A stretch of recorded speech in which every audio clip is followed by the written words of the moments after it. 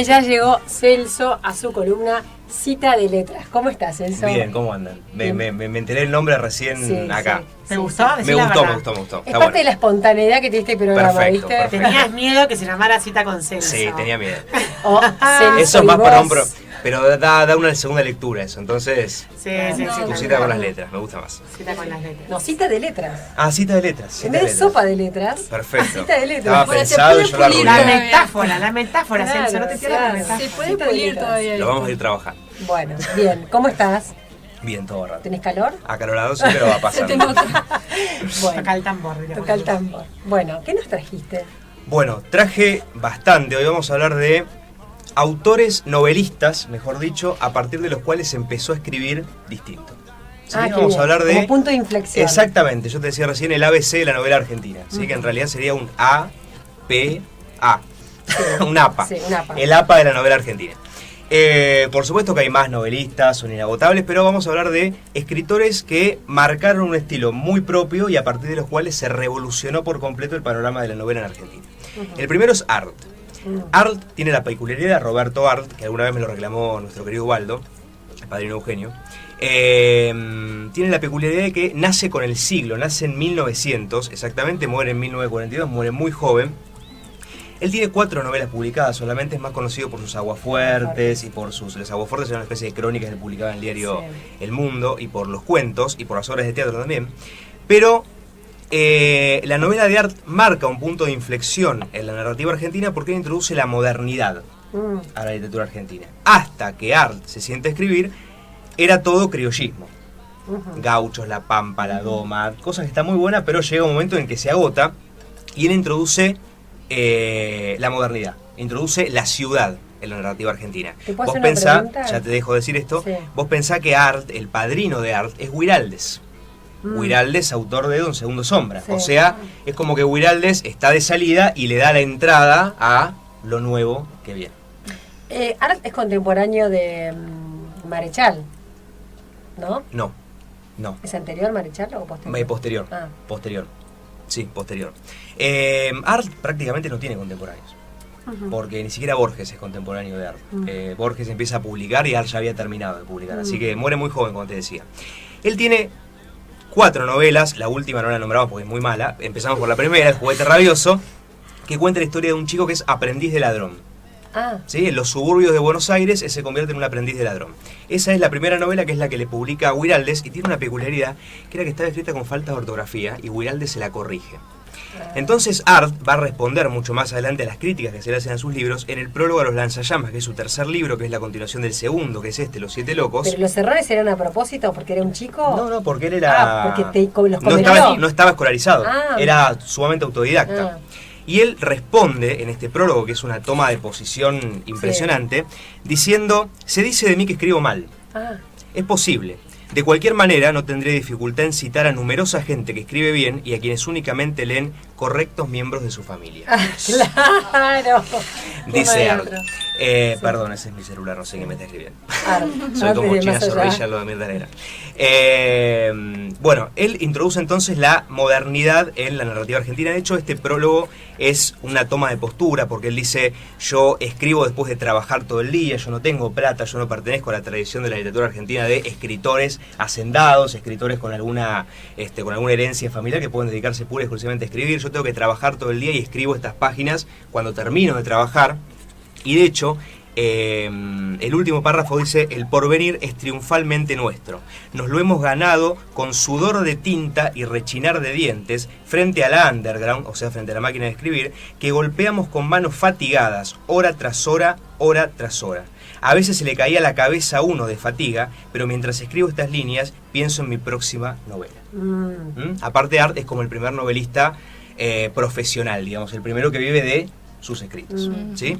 Este es, decíamos, el primer punto de inflexión en la narrativa argentina, es el que corta con la etapa criollista y el que introduce la modernidad, la ciudad, los temas típicamente urbanos en la narrativa argentina. Recomendamos muy enfáticamente Los Siete Locos y Los Lanzallamas, que son una es continuación de la otra. Lanzallamas es continuación de Los Siete Locos. Perfecto, muy bien. Novelas del año 26, 29, 30 y 32. O sea, fíjate que el proyecto novelístico de él ocupó muy Sí. poquitito espacio. Escribía realmente incansablemente. El segundo punto de inflexión va a llegar recién, muy entrada la década del 60, casi la década del 70, con Manuel Puig, con esta novela que es La traición de Rita Hayworth. Y fíjense que la novela llama mucho la atención desde el título. Sí. Si uno lee los títulos de novelas que se publican en el 68, que es el año que Puig saca esta novela que anduvo vagando por distintas editoriales durante muchísimo tiempo porque no encontraba editor, porque los editores no entendían qué era esto que estaban leyendo. El título resalta muchísimo. Por ejemplo, en ese año se publica una novela de Mayet que se llama Todo verdor perecerá. Claro. Y de Sí, repente sí. la contrastamos Sí, con La sí, traición de La Rita traición de Rita Hayworth, Hayworth, no tiene claro. nada que ver. De hecho, bueno, tuvo muchísimos inconvenientes para publicarla. Esta novela iba a ser publicada por Seix Barral, que es una editorial española. Puig se va a encontrar con Barral a España. Barral llegaba recién de Cuba, fascinado con la revolución cubana, y Puig no tiene mejor idea que decirle que los intelectuales que se iban a Cuba iban a hacer turismo gratis. Barral se indignó, nunca le publicó la novela. Pasa por mucho derrotero hasta que finalmente se publica, y la peculiaridad que tiene esta novela es que no tiene narrador. ¿Qué? ¿Cómo es? ¿El primer pasaje? Está narrada a partir de los monólogos y de los escritos de los propios personajes. Ah, mirá. ¿Sí? De cualquier forma, Puig da el salto de calidad, digamos, con su siguiente novela, que es esta, que es Boquitas Pintadas, que es como Sí. la más conocida de las novelas de Puig, porque acá es como que el gesto narrativo es mucho más fuerte. En Boquitas Pintadas no solo que no hay narrador, sino que narran muchas más cosas que lo que narraban en La traición. Acá había solamente diálogos, cartas, memorandos, etc. En Boquitas Pintadas hay una escena en la cual narran las inscripciones de las lápidas. Por ejemplo, se trata de un chico que era el galán de su pueblo, que estaba acosado por distintas mujeres, y hay una escena en la cual leemos las intrigas familiares en las inscripciones de las lápidas. Juan Carlos, a tantos años de tu partida, tu hermana que no te olvide y no dejará que tu recuerdo, etcétera, narra de esa manera. No hay narrador, esa es la peculiaridad que tenía la narrativa de Puig. Introduce materiales que eran sumamente despreciados, el tango, el folletín, la telenovela, discursos que se consideraban menores, digamos, en la narrativa. Y él da un gesto todavía mucho más fuerte en su tercera novela, que es una novela erótica, ¿sí? Boquitas Pintadas es una novela romántica, en todo caso, que es de Buenos Aires a Fer, en la cual el gesto narrativo es muchísimo más fuerte. Uno pensaría, después de leer Boquitas Pintadas, agotó los recursos, digamos, ya no puede escribir de otra forma. No, acá da un gesto más, y acá hay, por ejemplo, esta es la historia de una artista de vanguardia, que es una artista plástica, que hace arte con los desechos que deja la marea en la costa, una metáfora del propio Puig, que hacía arte con los materiales despreciados, pero de la literatura, que es perseguida por un crítico asesino. Ah. Es una novela policial Qué de Buenos bueno. Aires a Fer. Y acá, por ejemplo, tenemos una secuencia en la cual nos enteramos de datos de la vida del personaje a través de una entrevista falsa. Ah. Ella acaba de tener relaciones con su enamorado y está acostada a su lado y se imagina que le hacen una entrevista en su momento de esplendor, y ella contesta un montón de cosas de su vida a través de una entrevista falsa. Claro, que se está imaginando la. Mirá vos. O por ejemplo hay una denuncia policial en la cual nos enteramos de lo que pasó, va alguien a denunciar algo a la comisaría, no les anda para grabar, entonces el comisario le dice al oficial, anotá. Entonces nosotros leemos lo que anotó el oficial, pero que anotó rápido. Leemos verbos en infinitivo, leemos palabras mal escritas, leemos faltas de ortografía, leemos Qué bueno. abreviaturas, O sea, también juega etcétera. con Juega con la de forma. Cortázar. Exactamente. Puig lo que hace es revolucionar la forma de la novela. Después, por supuesto, está Rayuela, pero creo que creo que el alcance de Rayuela es mucho menor. Creo que Rayuela fue una novela que fascinó muchísimo, pero no habilitó otras puertas, digamos, ¿no? Porque es muy fácil plagiar a Rayuela porque... Que es ¿no? como muy obvio también. Exactamente, ¿no? es como muy obvio. Sí. El tercer autor que me interesa que rescatemos, Contemporáneo. contemporáneo, sigue escribiendo, tiene más de 100 libros publicados. Escribe un montón por año. Es una máquina de escribir. Sí, es una máquina. Art tenía 4 novelas, Puig tenía 8, este tiene más de 100. Es más, son incontables las novelas que tiene, porque ha sacado novelas con, por ejemplo, con sellos independientes, solamente una tirada corta. Por ejemplo, solamente 100 novelas para coleccionistas. Hay novelas que se distribuyeron solamente en determinados espacios, por ejemplo en el Filba, en Buenos Aires. No, es una locura lo que escribe Aira, que es justamente César Aira. La peculiaridad que tiene Aira es que si Puig revoluciona la forma de la novela, si le mete mano a la forma, Aira le va a meter mano al contenido. Las novelas de Aira son básicamente un sinsentido, digamos, ¿no? Ajá. En una novela de Aira puede pasar Todo. cualquier cosa, exactamente. Es, como dice él, una fuga para adelante del relato. El relato siempre va para adelante, no es una novela cerrada, digamos. Y también, al igual que Art se posicionaba desde un prólogo, Aira se posiciona. Yo me puse a buscar los libros que tenía de Aira y me encontré con 2 nada más. No sé dónde habrá ido para el resto. Los habrás prestado. Sí, tenía bastante por favor, de Aira. que les prestaron los libros Porque de Celso. a veces me agarran como atracones de Aira. Y después por un tiempo no lo leo más y después vuelvo a Aira. En su segunda novela, que se llama Emma la cautiva, él tiene un montón de novelas que reescriben el siglo XIX argentino, pero desde el absurdo. Por ejemplo, una de sus novelas más conocidas es La Liebre, en la cual la liebre abre con Juan Manuel de Rosas haciendo abdominales.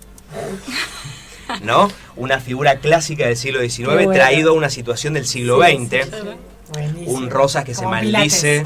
Claro. Un Rosas que se maldice de ser tan lindo él, tan fornido y tener una hija tan fea que no sabe qué hacerla, que está todo el día atrás de él, y al cual llega un cuñado de Darwin a pedirle préstamo para ir a cazar una liebre, una especie única de la Pampa que se llama la liebre legibleriana, es una especie que no existe, y toda la novela es la excursión de este personaje, de el caballo que le presta a Rosas, que se llama Repetido, que se va a encontrar con un montón de caballos iguales a lo largo de toda la Pampa, de un vaqueano, medio woodinanesco, ¿no? Totalmente, pero llevado al extremo, con un vaqueano y con un indio.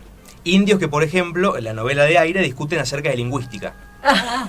Genial. Totalmente, permanentemente trae el siglo XIX, el siglo XX, los mezcla y al final yo les conté que me gusta mucho contar los finales, no sé si les dije, se los voy a repetir mucho. Al final terminan todos siendo parientes.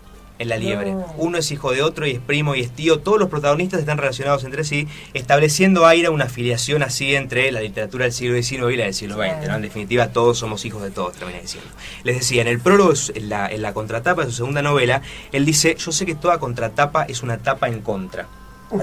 Y asume él el gesto de escribir su propia contratapa y contarte de qué se va a tratar la novela que tenés frente a vos. Celso, y si tienes que recomendar un libro de César Aira de todos los que escribió, ¿cuál es el que más te gusta? A mí el que más me gusta de Aira es un libro que no se consigue, se llama Cómo me hice monja.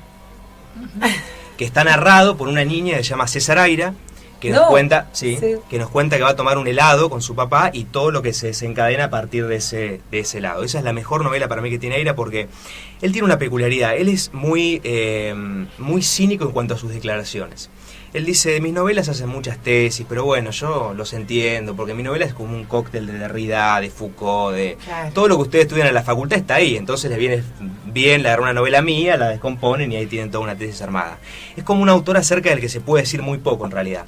Creo que la puerta de entrada a Aira es esa novela, que es Como me hice monja, que lamentablemente no se consigue, no se ha reeditado, sino cualquiera que consiga. Lamentablemente las últimas de Aira ya no son las mejores de Aira, digamos, ¿no? Lo mejor de Aira ya pasó. Y quizá las que reescriben el siglo XIX argentino son muy difíciles de leer, digamos. Plantea un conocimiento que uno tiene que tener que quizá termina alejando a uno de la novela de Aira. Es un autor que no es fácil de leer y es un autor que él mismo se jacta de esta dificultad para leerlo. Hay una entrevista a Aira, que da muy pocas entrevistas, que cuenta que una vez se cruzó un lector en la calle y el tipo le dijo: ¿cómo le va a Aira? Yo soy un humilde lector. Y él le dijo: no, usted no es nada humilde. Si ha llegado a mí no es humilde. Tiene que haber hecho todo un recorrido por la literatura y haber llegado a mí. Pero el punto de inflexión que supone Aira es: puede entrar de todo en una novela, ¿no? Si Puig nos dijo puede entrar de todo, pero en la forma que vos quieras, Aira dice puede entrar de todo y podés llevar la novela para el lado que vos quieras. De hecho, Aira tiene un montón de epígonos que se notan en la primera página y no son... De hecho, el año pasado, por ejemplo, se publicó una novela llamada La última de César Aira. A ese nivel ha llegado el fanatismo que ha despertado Aira en los lectores, pero lamentablemente, a diferencia de Puig, sigue siendo un autor para minorías, digamos, ¿no? Tiene un estilo que quizá lo vuelven un poco difícil o intrincado de acercarlo al gran público. Ahora, el gesto que tiene Aira, como les decía antes, es que publica mucho por año, entonces siempre que uno va a una librería hay un libro de Aira, ¿no? Entonces, sin ser un bestseller, es un tipo que satura el mercado, porque uno va a una librería y se encuentra con libros de Isabel Allende, de Coelho, de Stephen King, de los bestsellers. Siempre hay libros de esa gente. De Aira también, y no es un bestseller, pero justamente a través de este gesto de publicar mucho y publicar en editoriales pequeñas. Él dice: yo siempre tengo una novela en el cajón, entonces me llaman para hacer catálogos, se las doy, me publican. Qué fácil.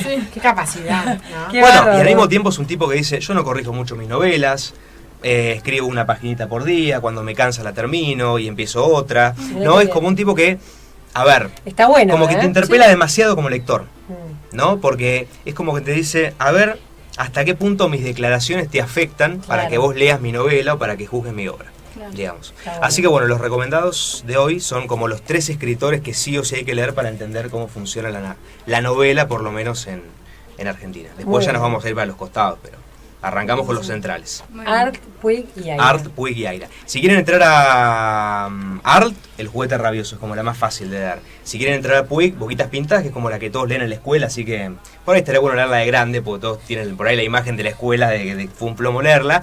Y Aira, bueno, La que la que encuentres en la encuentren, librería. cómprenla.